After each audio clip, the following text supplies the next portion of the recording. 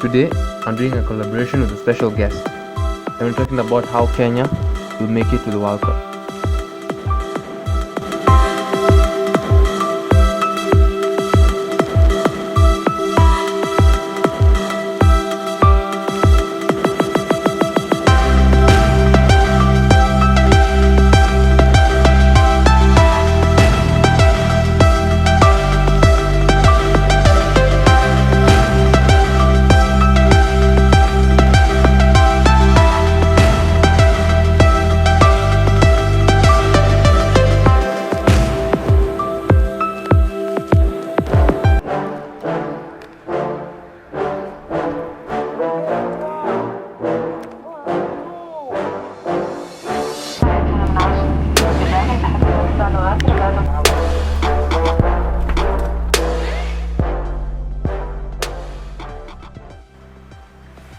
Hey, good afternoon.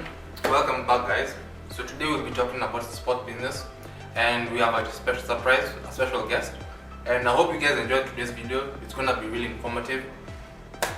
Stay tuned.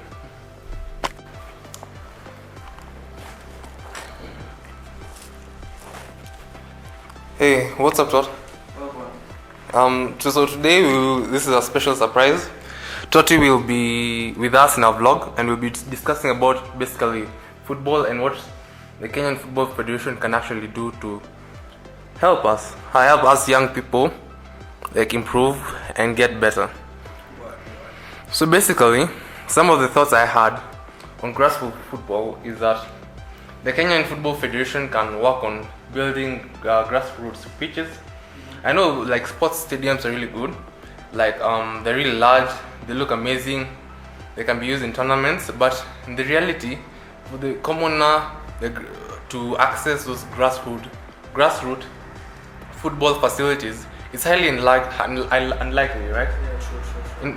Well, what do you think about it? Because personally, it's very hard for them to access those facilities, and what usually happens, those facilities are never used, and they are never used to actually help the grassroots football grow. Because in the grassroots football, well, really a talent to develop, those small basic facilities need to be developed. Those ones that are made of sand, tarmac, and cabro, whatever. But however, they need to like put the effort to facilitate those. They can put AstroTurf in order for guys to actually be able to play football and to be able to improve and get better. Because those big stadiums, they're really expensive. One big stadium could probably fund more than 30 to 100 small little pitches that will do a lot more for the country's football than that big stadium. What do you think about it? Personally, that's what I think about it. So you feel like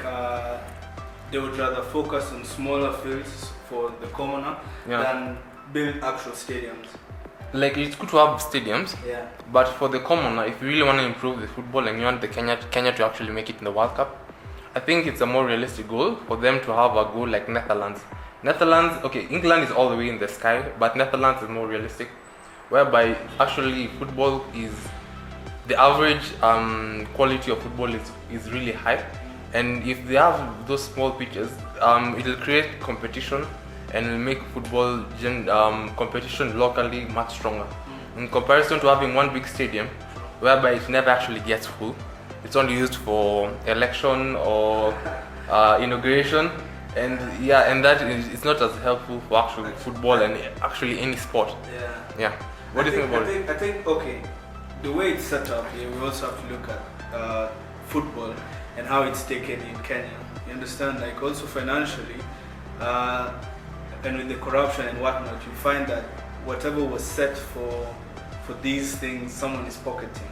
But in terms of small grounds and what you talk about, the small fields and whatnot, there actually are some places like Hope Center and Kangemi, although they're not as good and might not have the facilities. You also have to understand that Kenya, the way it is right now, our football, even in terms of the way we are performing as a national team, you find that our football has actually gone down, But I think I agree with you, like it makes more sense to have these facilities and whatnot available for the commoner.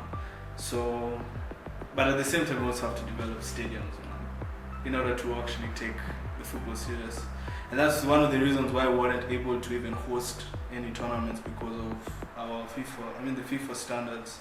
And in terms of our stadiums, we actually have, I think that's why all our matches are played at Kasarani, because Kasarani is one of the stadiums whereby it ticks all those boxes in terms of international standards.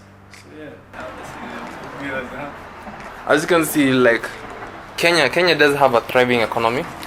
Yeah, and if you can see, like people can actually afford to invest in football and sports in generally, but people don't. You know why? Because the general sports leagues are often politicized, whereby they elect presidents rather than, those big other countries, more European countries, opt to have a CEO who is accountable to the shareholders' investments.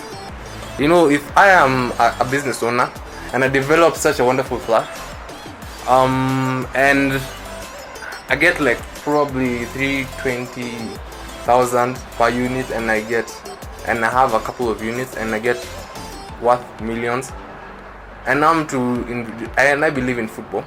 How am I guaranteed that I'm going to get my money back if there's a political president inside who you cannot unelect or remove, and has a political will and power? Whereas having a CEO, that person is accountable to you and accountable for your profits, right? Because if I am an investor, personally, I wouldn't invest in something if it's politicized and you don't know where the money is going and the accountability. Because what Europeans do, they hire a CEO and they give shares to people, and once they give those shares, you own part of the Barclays Premier League, and etc. La Liga, they do the same thing. American League, they do the same thing, and also the teams, they do the same thing. Everybody has like some sort of shareholder. What can they do?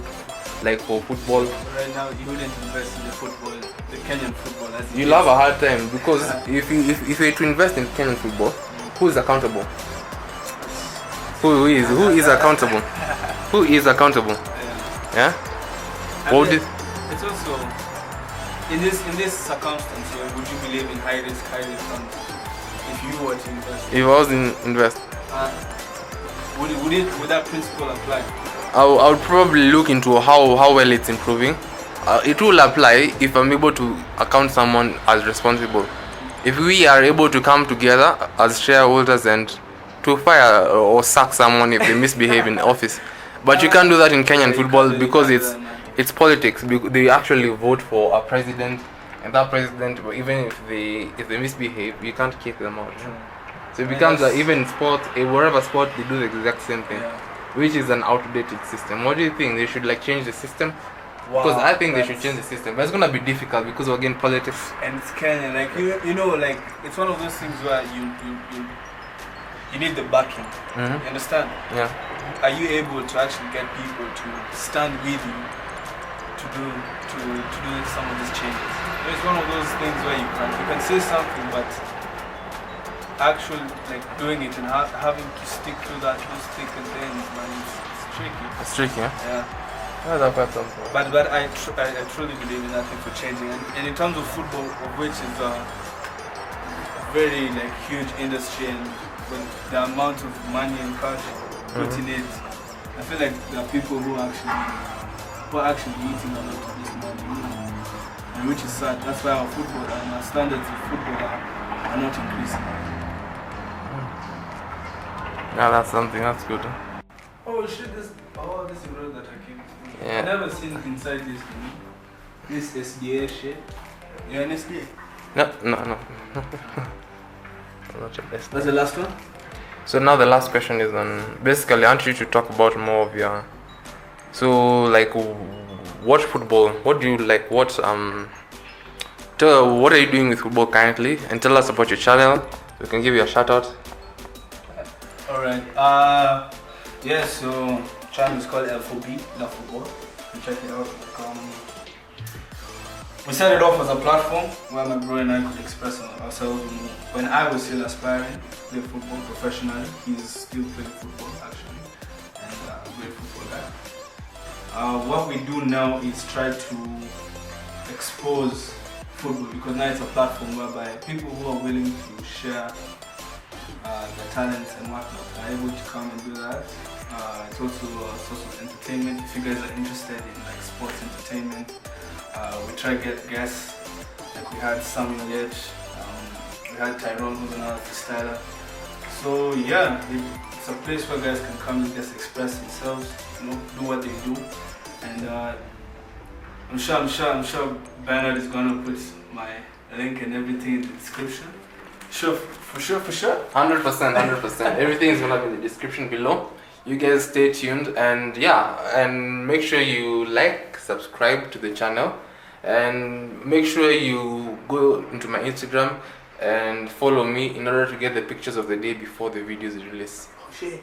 Sounds fair enough? Yo, I still have something, bro.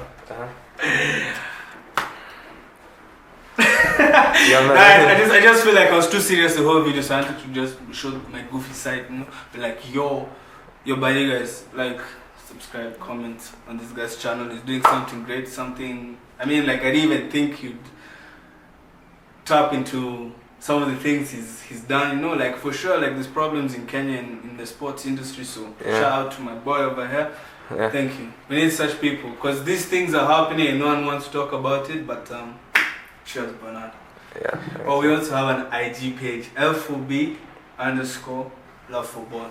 More entertainment. On the description below, we'll put everything. So you guys, thanks again. We just like this view is so good. Like.